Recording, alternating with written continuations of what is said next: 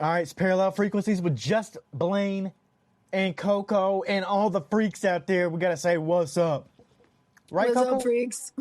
We're going back to the 90s. We're like, what's up? Those were the best Super Bowl commercials. They don't have commercials like that anymore. We didn't even talk about the commercials from the Super Bowl, but there weren't really many outstanding ones, you know? So yesterday there was a lot of AI and using like actors and stuff and making them young again with AI. I mean, the sitcom one, can't remember what it was a commercial for. So obviously it was great at being an ad for whatever it was because I can't remember. But it was all of those sitcom. Ted Danson was in it, and Dunkin'. It was Dunkin' Donuts. Now I'm remembering. But they use, they're using all that AI and CGI to make everybody look young again. I was just, I'm not anti-AI totally. Obviously, we use it ourselves here, but I'm just like, come on, guys, do we have to use it that much? I mean, so much. All the controversy over the Super Bowl halftime shows that has been popping up over the last couple of years. You know where I'm going with this. The way AI is looking, they can get whoever the hell they want to come play it next time. We might have Prince himself come back and play it. Hey, that they were worried about that with all the holograms. Remember when that was a big deal? We were like, oh my gosh, we can have people come back and do a concert. Yeah, I could see that being a thing. There was another cool commercial. Mr. Beast had a cool commercial where he gave away $1 million. I don't know if anybody won it yet, but it was clues and stuff all in the commercial of how to crack the code. I like that kind of stuff. That's fun to me. Yeah. But we talked about the halftime show yesterday. We also talked about Life of Chuck. Yeah. Which we mentioned Mike Flanagan, but we didn't even mention that it's a Stephen King short story. That's what it's based off of. That's pretty cool. I love that. And now, thinking about it, I didn't watch it with my Stephen King-averse eye, so I need to go back and watch it again to see if there's any little Easter eggs to any other dimensions or whatever it is that all the universe stuff that he's got tied together with Welcome to Derry and It and all those movies. But we'll have to go look at that another time. Great storytelling. You can kind of see where that's a really great kind of partnership with Mike Flanagan and Stephen King storytelling that, thrown together in this beautiful marriage to make this story work. Yeah. Mike Flanagan, speaking of, he's doing The Exorcist with Scarlett Johansson. Remember that? He's got that coming out with Sojo there. Skojo. What do they call her? Skojo. Something like that. Skojo. He's got Skojo. But I just saw a rumor. I don't know if it's confirmed or not. It could be. But Lawrence Fishburne has been cast in that movie as well. Now, that's going to be something. I wonder if he's going to be maybe the priest or something. I could see that. I could see Lawrence Fishburne stepping into that role. That'd be pretty cool, though. Excited for that. Yeah. I'm pretty much, at this point, anything Mike Flanagan does, I'm all for it anyway. But The Exorcist, I would definitely be watching that. Yeah, absolutely. And today is Tube Tuesday, and we've been on a Pluribus kick lately. And we're going to do Pluribus Season 1, Episode 3. And this one, to me, this is where the show stopped being polite and started asking real questions. We open up, and we haven't even talked about the timestamps, but we open up with 2,617 days before the end. And I love how they keep that timestamp going through the whole series, where it's before or after this point in time when everybody switched over. Yeah. But it's a casually cruel timestamp all at the same time, because it's kind of like saying, hey, remember when things were still soft? Things were still normal. But yeah, this one we get to see and hear and get the story about Carol and Helen in an ice palace in Norway, I believe. Postcard energy straight off the bat. Northern Lights doing their thing, dancing in the sky. It's like the universe is flirting. Everything's perfect. Helen's enchanted. Carol, resistant, guarded. I was going to say, not super thrilled. But she does let herself feel it for a second. And that was like borrowed time to me. You know, it was beautiful, but already haunted. Did it land for you kind of that way too? Did you see something in that scene that was like, this is foretelling of what's... I just love to see kind of the dynamic with Carol and Helen, and like what was their relationship actually like, and how did that work for them? Because it's not, you know, like no relationship is. It's not all just this romance and rainbows. It's humans trying to figure out how to be two different humans and also connected, also, you know, in love and having a relationship. And I mean, Carol, it's interesting because I see a lot of like my relationship with my husband. My husband's an introvert. He likes new and exciting things, but he doesn't love to travel a whole lot, doesn't fly, and experiences where he's going to be around people or there's going to be stress or there's going to be anything. So I'm watching kind of Helen be like really enthusiastic about this whole experience. It's going to be different. It's going to be uncomfortable, but it's going to be beautiful. It's going to be wonderful. And then you kind of see Carol like, ugh. And you're like, why, Carol? Why do you got to be a Debbie Downer? I mean, look at how excited Helen is. So it kind of just offers up these questions of like, how okay is it to be in relationship with individuals where each of their come from, each of their experience, each of their perspectives are different?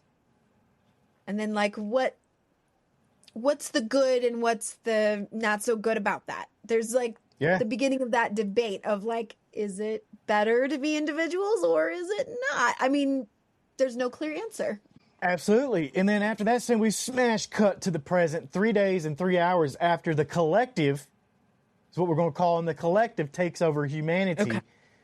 And Carol is doing what Carol does. She's flying economy. Because, you know, the apocalypse doesn't say apocalypse without capitalism, middle seat, no leg room. No, I'm kidding. But then Zosha's back, so we like that. And then, thank God, Captain John McConnell is flying, because that's a definite upgrade from the TGI Fridays waitress in the last episode. Remember that? I loved that. With her pieces of flair on her, do you remember Office Space? Yeah. Pieces of flair on her little suspenders there. And I mean, it's unnerving. I get it. Carol's like, I'm not totally bought into this whole collective idea. Yeah. And if you've got Applebee's worker here flying the plane, I'm going to be nervous. Flying the plane. But Pluribus really has a weird sense of humor about competence. So did that make you laugh or did you stress out more? Kind of like Carol. I mean, it just highlighted for me, and it was probably the purpose of using that, of showing that off, was to say it doesn't matter who's flying the plane. It's not about the individual. They collectively know how to fly a plane, so it doesn't matter which individual flies it. So it's just like putting the audience back in that mind frame, like just so you don't forget, just so you didn't forget that this is what's going on and that this is what it would be like if that were to happen, right? And Carol is spiraling, but it's also like the productive kind of spiraling, because she's out here wanting to get experts, scientists, anyone not absorbed into this hive mind. And the collective is basically like, yeah, we checked that, not a lot left. You know, it's this is the who answers you got. that she wants.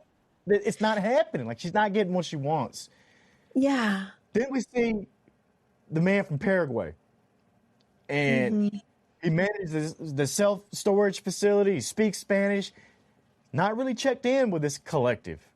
And it's finally an unknown variable, which to me is great in the storytelling from Vince Gilligan again, and the whole arc of what's going on here, because you introduce this new character, and knowing Vince Gilligan in the past, you're like, oh, I better pay attention to what's going on here. But that phone call was a complete disaster.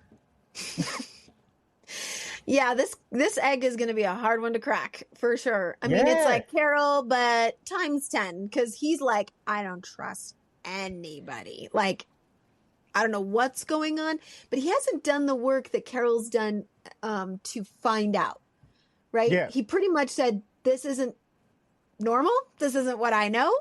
I don't trust it. I don't even want to know. I won't be listening. I love the part where he is like giving IOUs to the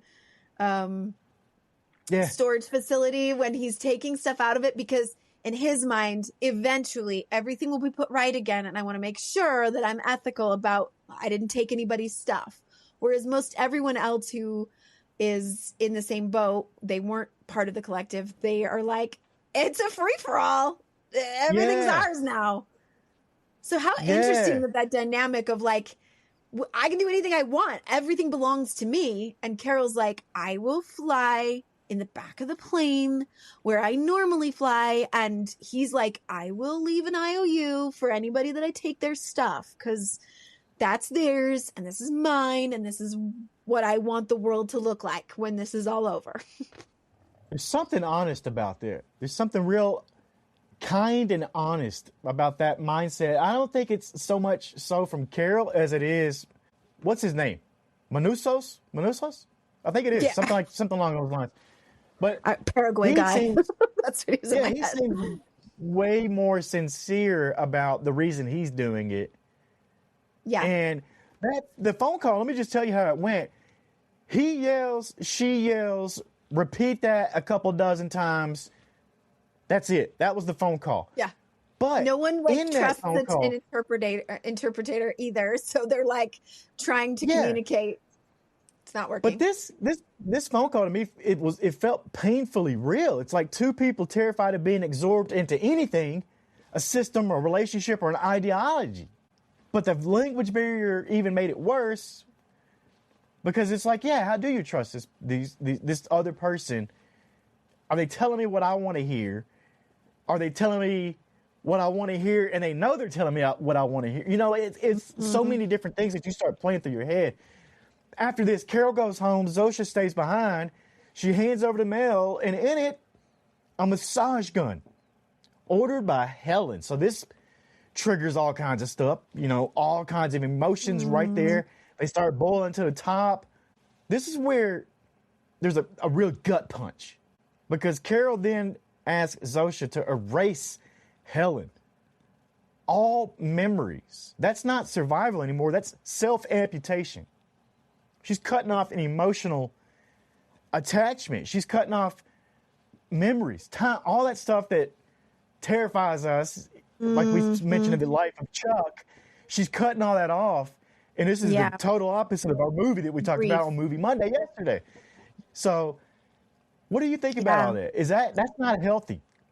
Well, and grief is expressed in so many different ways. I can say what I feel is the healthiest way to immortalize people that we've loved, but I know people who have lost, for example, a family I know that lost a young girl in their family, tragically.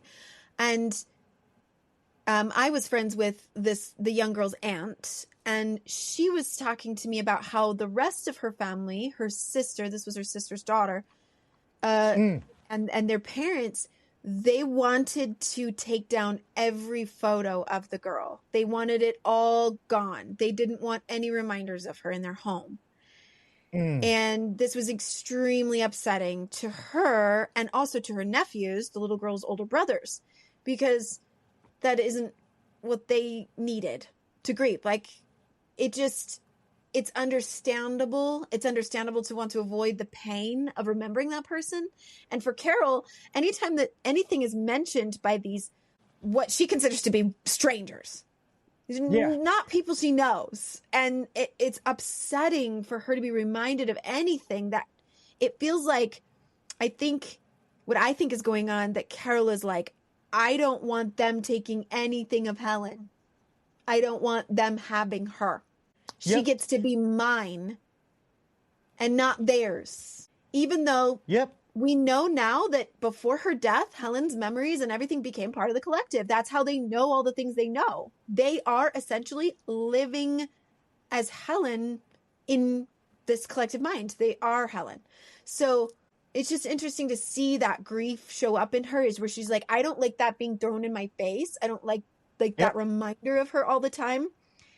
And she'd rather her be kind of like taking the photos down. It's like, I want her gone and wiped clean rather than let you have her. It's interesting, right? Yep, absolutely. Jump forward 4 days, 12 hours post takeover. Food delivered to Carol's door. She throws it away. She's stubborn, defiant, clinging to routine like it's oxygen at this point. I know. She goes to the supermarket. It's empty. The collective tells her they're, consolidating resources, which is a phrase that never made anybody feel comfortable, right? Like, that's not going to make anybody feel any type of good in any situation. So Carol calls Zosha. She lays down the law. She says, I'm independent. I shop. That's the deal. Instantly, trucks, workers, shelves restocked, society reassembled like IKEA furniture. This is wild. Is this It is wild. utopia, This scene, or I is knew this exactly before it started what was going to happen. I'm like, as soon as she makes that phone call and says, I want my food back, I was like, they're going to have that store put back together in like 20 minutes. I mean, it was probably longer than that, but because they can access the resources that they have, is every individual that they can get nearby. They drive those trucks, unload those trucks, get that all done. I'm like, snap your fingers and it's going to be done just like that. She's going to have the grocery store scene was probably one of my favorite scenes of this show, honestly. Yeah, I loved it because my question to you is this a utopia or just extremely efficient control? Because I'm looking at it, I'm like, oh my gosh, that looked awesome. Like, she got everything for her. Sure, I'd be selfish in that moment and go shopping alone like she does. But what do you think? Is this something that... Okay. I really think this is highlighting kind of the crux of the moral dilemma that we have on the us versus them, the individual versus the collective, right? So we have like extremes on both sides. I am going to reiterate as many times as we go over this in the show is that there cannot be a wrong either way. Yeah. Or a right. But if you could see how Carol's power in being an individual among the collective, her power here, and highlighting the selfishness of that power. Yeah. For good or for bad, right or wrong. Like, I'm not going judgment on that, but it highlights it because they told her, we've consolidated resources because it's the most efficient way to take care of everyone. It makes a lot of sense. We have tons of waste in our world now as individuals. We waste so much. And capitalism, we've talked about how there's that question there of like, are we really doing a disservice to our planet and to ourselves if we have the people who have all of it and the people who have none of it, and it's not allocated efficiently? We don't have a good system to make sure that collectively as humans we are taken care of and that the planet is taken care of. So it makes sense that this collective mind was like, we got it. We all agree, because we're not individuals anymore. We can agree that this is the most efficient way to make sure everybody gets fed and clothed and all the things we need. So we don't need these grocery stores anymore. We can consolidate all those resources and then allocate it fairly to everyone. And then just like we don't need electricity. Yeah. Yeah. Go ahead. Yeah. They're shutting all those lights down. They're all sleeping. I don't remember if that was this episode. They're all sleeping in the stadium. I mean, they're just like, we don't need it. We take only what we need and we make sure everybody's taken care of because everybody can agree, right? But Carol is an individual. So she gets to say, I want a grocery store for me, for myself, only me, because I'm the only one that's going to use it. And I want every shelf filled like I am used to it being, even if that's a huge waste of food, which it will be. Yeah. And they do it. It was, because the most honest detail in this episode is when she shops and she only ends up with a microwave dinner. To me, that's a lot like what we would do if the world was ending. We would still eat sad frozen meals. That's me. I'd go up there and get me a lasagna. Yeah, I'd get me a lasagna, put it in the microwave for 4 minutes. I'm good, but that's it. I wouldn't care about nothing else in there. But yeah, the lights go out, entire town.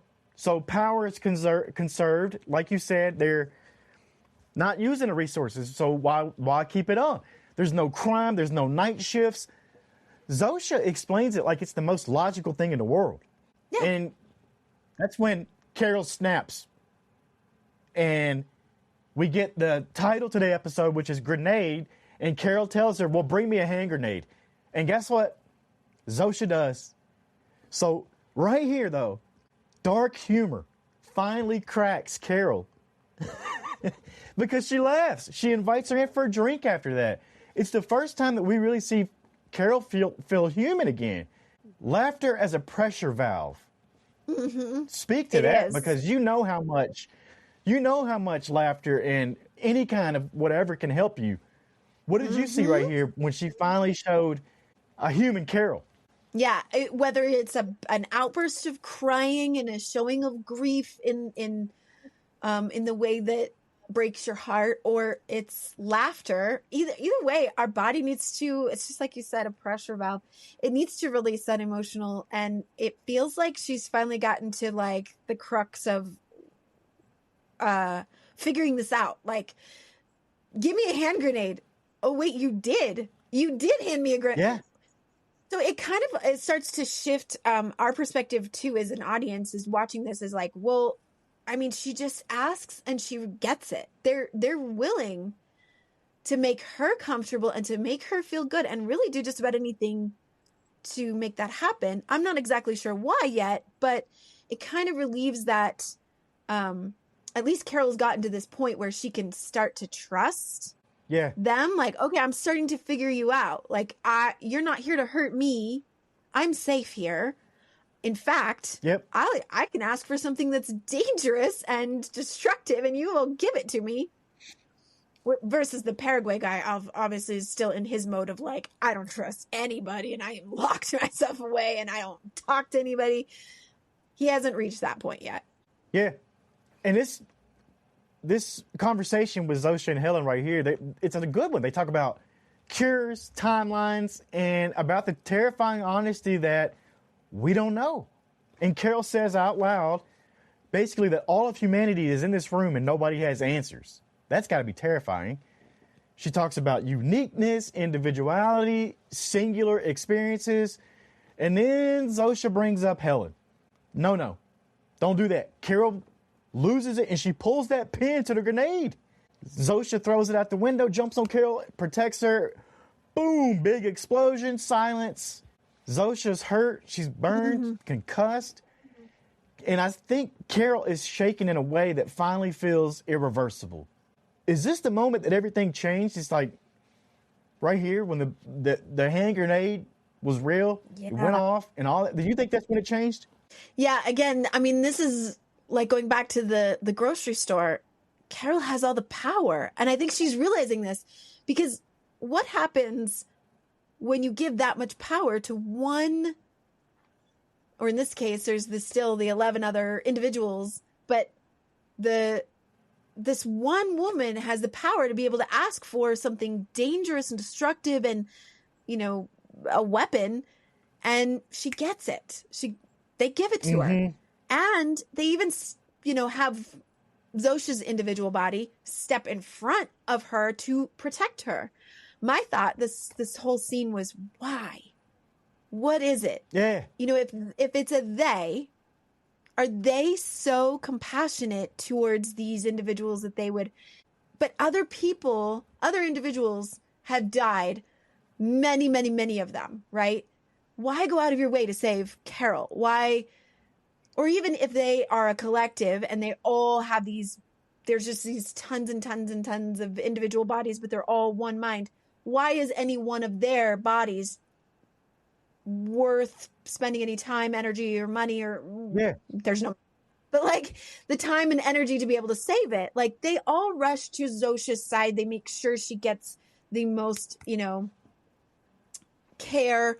I assume they're doing this with everyone. Anyone who's hurt, they're going to do the same thing. They're going to make sure that individual is getting medical attention, and all of the collective medical knowledge that they have can save this life. But why? Yeah. That's my question. Why? Yeah. Yeah, the question that won't let go. The collective gave her a grenade, a real one. Why? Carol starts listing off even bigger weapons. Worse, nuclear. And the collective's response is like, basically, we'd rather not, but maybe. But if you asked for it, we would give it to you. That's the horror right there. It's not domination, not violence. It's consent without boundaries. It's really what episode 3 is all about. Not the control necessarily anymore. It's about what the limits are. And Carol's testing them. She's really checking it. She wants to see what happens when your worst impulse is met with calm compliance. Mm-hmm. Like, could you imagine that, Coco? Could you imagine your deepest, darkest thought? I want a nuclear weapon. And then being like, intrusive thought. Okay. Yeah. Like that's scary. Mm-hmm. Yeah. Well, it's scary to me that there are those like Carol that would ask for those things or would do those things. It's more scary to me because, you know, as I'm watching this, I would never ask for a grenade. Yeah. That wouldn't be my approach to it all. I mean, to be honest, I probably would be more like the guy who's living in Vegas and like living it up.